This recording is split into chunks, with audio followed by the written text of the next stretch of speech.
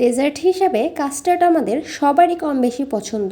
রেস্টুরেন্টে এত দামি কাস্টার্ড না খেয়ে যদি সেটি সহজেই ঘরে থাকা উপকরণ দিয়ে বানিয়ে ফেলতে পারি তাহলে কেমন হয়। আজকে আপনাদের সাথে এই রেসিপিটি শেয়ার করব।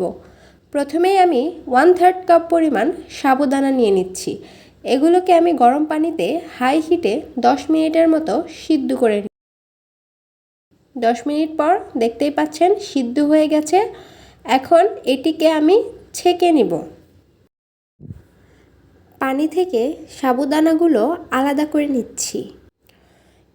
এখন এগুলোকে ঠান্ডা পানি দিয়ে ভালোভাবে ধুয়ে নিব। ঠান্ডা পানি দেওয়ার ফলে সাবুদানাগুলো জমাট বাঁধবে না এবং এর ময়লাগুলোও পরিষ্কার হয়ে যাবে। একটি পাত্রে প্রায় 3 টেবিল চামচ কাস্টার্ড পাউডার নিয়ে নিলাম। সাথে দিয়ে দিচ্ছি 1/2 কাপ পরিমাণ ঠান্ডা দুধ। এটি আমি আগে থেকেই জাল করে ঠান্ডা করে নিয়েছি। এখন এই উপকরণগুলো ভালোভাবে মিক্সড করতে হবে যাতে কোনো দলা না থাকে।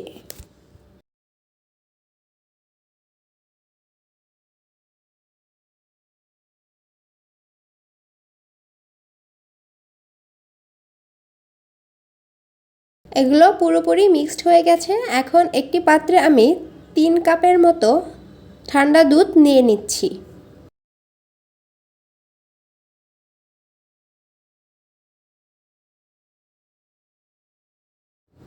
এগুলোকে মিডিয়াম হিটে জাল করতে হবে আর অনবরত নাড়তে হবে, তা না হলে নিচে লেগে যাবে এবং এর ফ্লেভার নষ্ট হয়ে যাবে। সাথে দিয়ে দিলাম 1/2 কাপ পরিমাণ চিনি। আপনারা যদি মিষ্টি বেশি পছন্দ করেন তাহলে আরও চিনি অ্যাড করতে পারেন। 3 কাপ পরিমাণ দুধ আমি জাল করে 2 কাপ পরিমাণ করে নিয়েছি। এখন অ্যাড করব আগে থেকেই দুধের সাথে মিক্সড করা কাস্টার্ড পাউডার।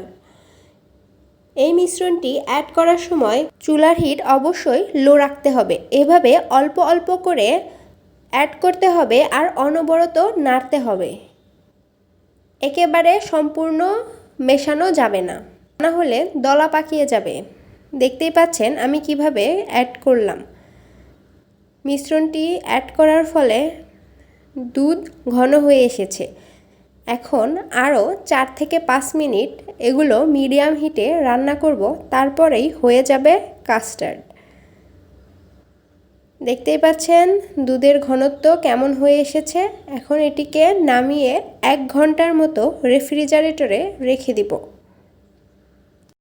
ফ্রুট হিসাবে আমি ইউজ করছি 1/2 কাপ পরিমাণ পাকা আম, 1/4 কাপ পরিমাণ ড্রাগন ফ্রুট, 1/4 কাপ পরিমাণ কলা ও 1/4 কাপ পরিমাণ আপেল। আসলে ফল আপনারা যে যেমন পছন্দ করেন সেই হিসাবে ইউজ করবেন। ডেকোরেশনের জন্য আমি প্রথমেই দিয়ে দিলাম সাবুদানা আর কিছু আম, কয়েকটি আপেল, কলা ও সাথে ড্রাগন ফল। এখন এগুলোকে ভালোভাবে মিক্সড করে নিব। এরপর ঠান্ডা ঠান্ডা ফালুদা এনজয় করার পালা। আশা করি ভিডিওটি আপনাদের ভালো লেগেছে। এই গরমের মধ্যে এমন ঠান্ডা ফালুদা অন্তর তৃপ্ত করে দেয়। বাসায় অবশ্যই ট্রাই করবেন আর কেমন হয়েছে তা কমেন্ট বক্সে জানাবেন। আর আমার ভিডিও ভালো লাগলে আমার চ্যানেলটি অবশ্যই সাবস্ক্রাইব করবেন।